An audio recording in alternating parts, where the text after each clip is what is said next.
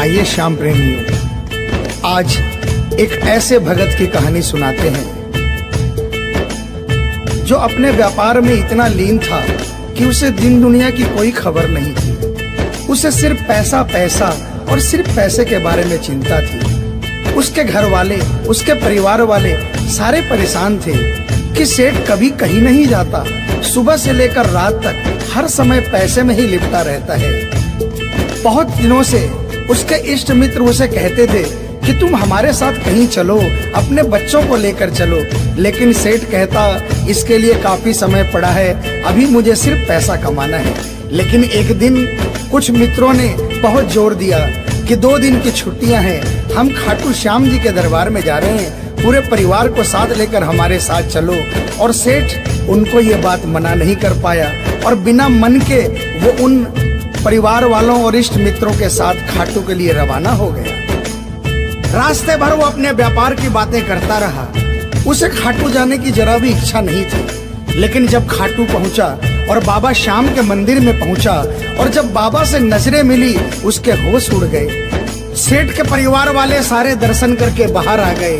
वो सिर्फ 1 मिनट के लिए मंदिर में आया, लेकिन घंटों तक बाबा के दरबार में खड़ा रह गया।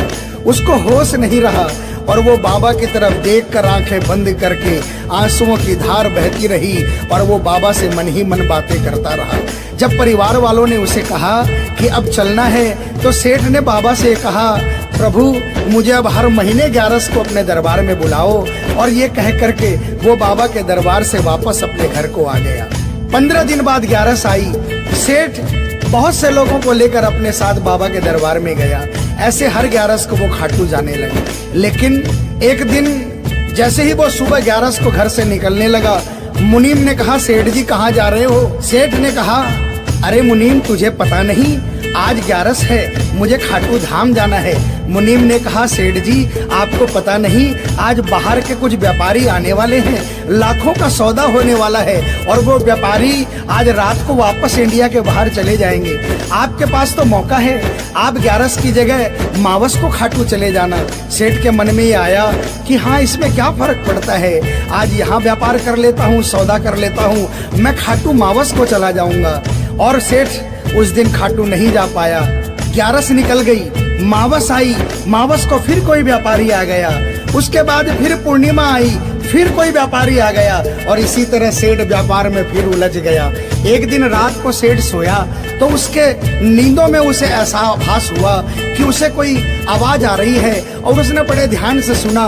उसे लगा खाटू वाले श्याम बाबा उसे कह रहे हैं, वाह रे सेठ, मैंने तो सोचा था कि मेरे दरबार में कोई बहुत बड़ा भूला भटका भगत आया है, लेकिन मुझे क्या पता था कि कोई भगत नहीं, एक सौदागर आया है और मुझसे सौदा करके चला गया। आज तू अपने घर में, अपने व्यापार में खूब खुश है, तू वहीं पर खुश रहे। और ऐसा कहकर वो आवाज बंद हो गई। सेठ की आंखें खुली, उसके मन में ग्लानि हो गई। उसने सोचा कि मैं आज ही खाटू धाम जाऊंगा और वो जैसे ही खाटू के लिए निकला, रास्ते में एक्सीडेंट हो गया। सेठ की दोनों टांगे रह गई। अब सेठ अपने पैरों पर खड़ा नहीं हो पाया और उसके मन की मन में ही रह गई। सेठ बहुत तड़पता रहा। एक दिन सेठ अपने घर के दरवाजे पर बैठा, आंसू बहा रहा कि मेरा बुलावा क्यों नहीं आ रहा, मैंने इतनी बड़ी गलती करी, मुझे बाबा के दरबार से इतनी दूरी क्यों हो गई। इतने में उसके घर के सामने से एक डाकिया निकला। सेठ ने डाकिया को आवाज लगाई और कहा, ए डाकिया, तुम तो कलकत्ता, दिल्ली, बम्बई भक्तों का संदेशा लेकर जाते हो, लोगों के चिट्ठियां पहुंचाते हो। आज मेरी एक चिट्ठी, मेरा एक संदेशा मेरे खाटू वाले श्याम बाबा के दरबार में क्या पहुंचा दोगे? डाकिया ने कहा, सेठ मैं तो आजकल खाली रहता हूँ, जब से इंटरनेट का जमाना आया है लोग ईमेल पर ही चैटिंग कर लेते हैं, बताओ तुम्हारा क्या संदेशा है और कहाँ पहुँचाना है। और ऐसे डाकिया ने सेठ से कहा और सेठ ने डाकिया से कहा,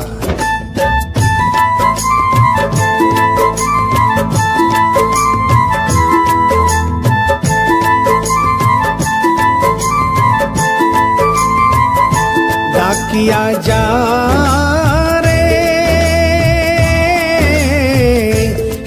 नए संदेशो दीजे, शाम न जाए तो कह दीजे, भगत थार दर्शन न तरसे।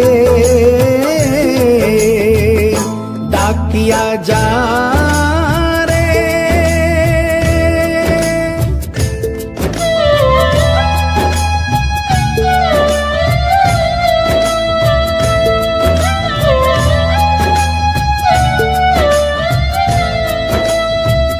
डाकिया ने कहा, सेठ आपका संदेशा तो मैं पहुंचा दूंगा, लेकिन मुझे ये तो बताओ कि आपका संदेशा पहुंचाना क्या है। जहां मुझे संदेशा पहुंचाना है वहां का ठिकाना क्या है। और डाकिया ने कहा,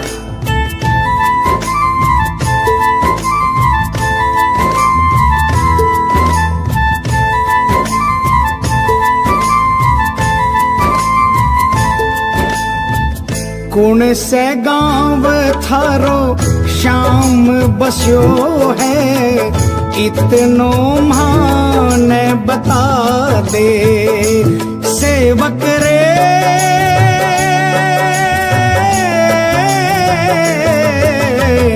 घर तेरे पास है कोई निशानी, माने तू दिखला दे।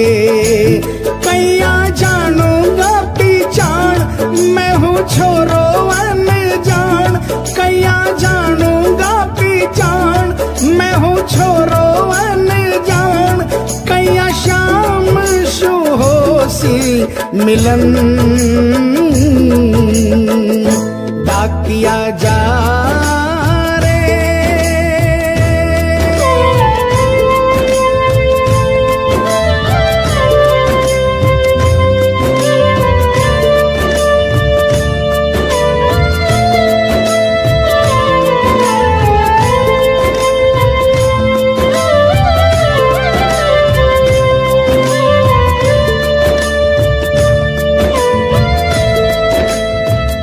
सेठ ने कहा, डाकिया मैं तुझे जिस जगह का ठिकाना बता रहा हूँ वहाँ ऐसा दरबार है जहाँ जो एक बार जाता है वो वहीं का हो जाता है। उस दरबार की खासियत है जो वहाँ पर पहली बार जाता है उसके काम बन जाते हैं। सुन वहाँ का ठिकाना क्या है।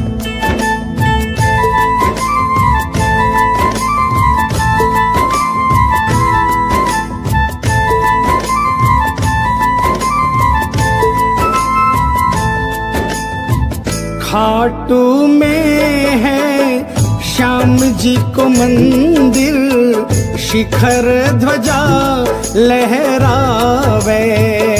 डाकिया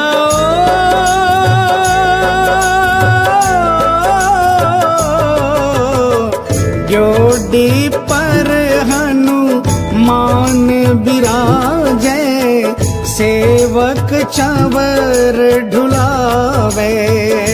बाके नौबत बाजे द्वार, गूंजे हरदम जय जयकार। बाके नौबत बाजे द्वार, गूंजे हरदम जय जयकार। सज धज बैठो है श्याम सजन, डाकिया जा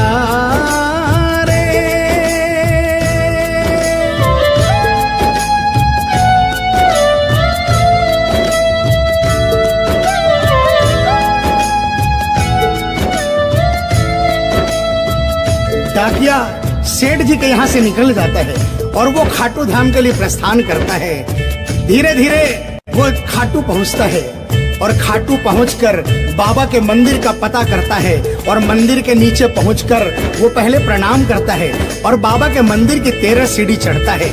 और वो बाबा के सामने पहुंचकर बाबा की तरफ नहीं देखता, पहले अपने झोले में से वो सेठ की चिट्ठी निकालता है और चिट्ठी निकाल के पढ़ने लगता है।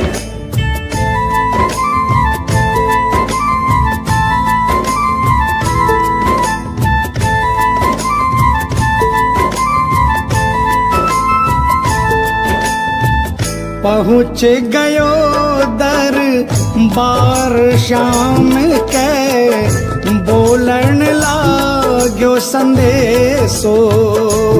बाबा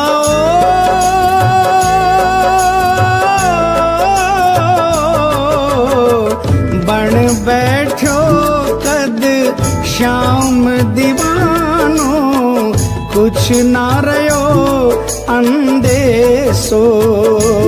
आखड़ ल्यासू बरसी धार, जैया सावन की फुहार। आखड़ ल्यासू बरसी धार, जैया सावन की फुहार। देख सांवरिया बोलो ये वचन, डाकिया जा रे।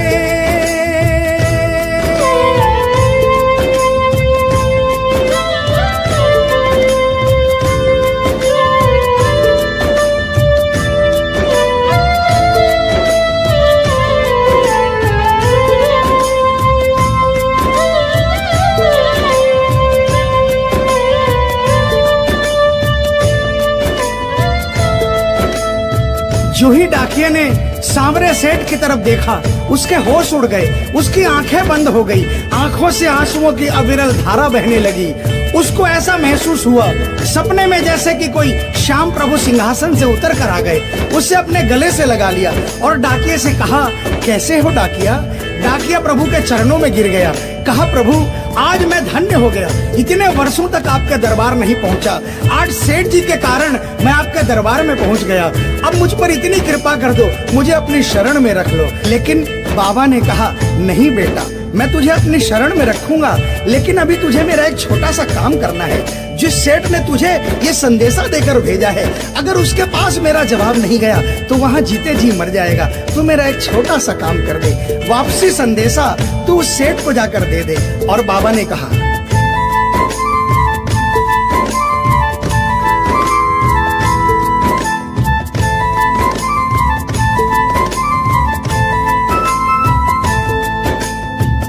कह दीजिए तू जाए सेवक ने तेरो बुलावो आसी।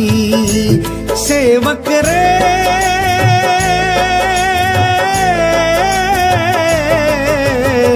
सबकी आस पुराऊं तो तू कैया रह पासी।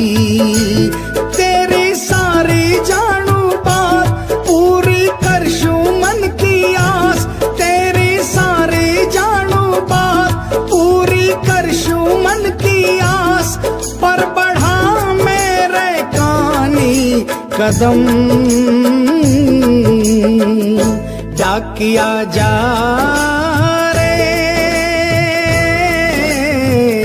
संदेशो सेवक ने दीजे। सेवकिया राह तेरी निरखे। संदेशो सेवक ने दीजे। सेवकिया राह तेरी निरखे। सेवक संदेश न तरसे डाकिया जा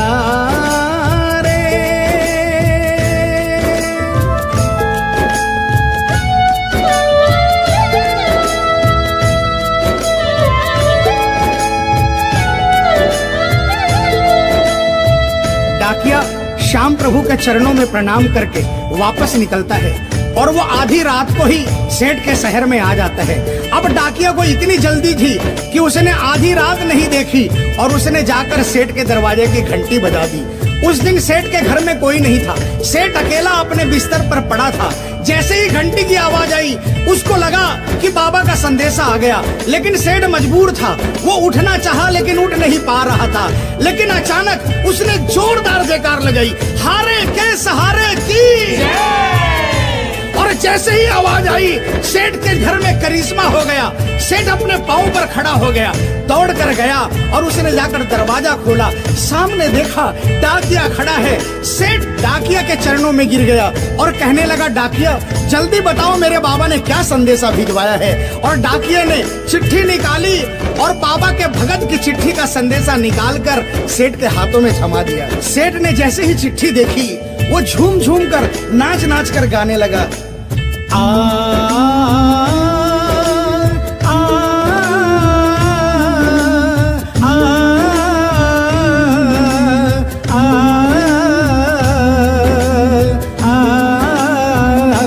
चिट्ठी आई है, चिट्ठी आई है, चिट्ठी आई है, चिट्ठी आई है, चिट्ठी आई है, खाटू से चिट्ठी आई है।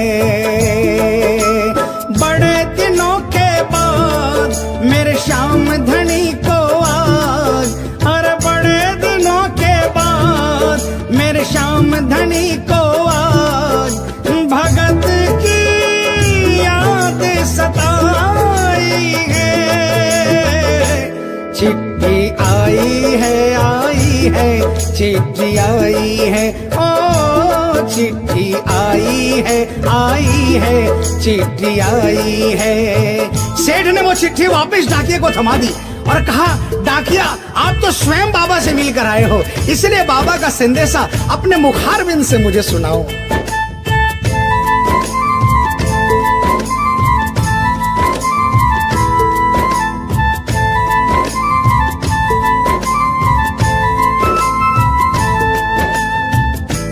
गुण संदेशो सांवरिये को मनड़ो घणो